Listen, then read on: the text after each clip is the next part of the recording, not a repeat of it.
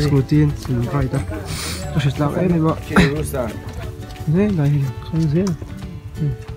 đây ui thế thì này tôi không xin là tiền cần dùng được quá bao cái mà xin đó rồi câu đó ăn muốn hin nua một chút chưa ra liền phát đây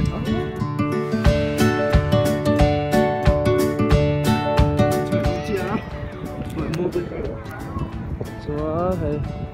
ăn khoa junior xóa mình cùng là civil tiền cần dùng mấy cái xóa tùy point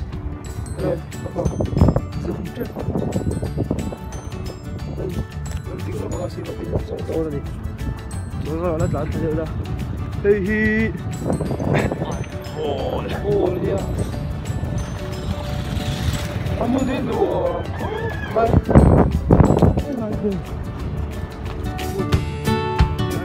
căn hộ gần tận đấy quá mua du CV là đâu cả mà khoa chọn con chi CV là chưa là hết nhỉ anh phát mấy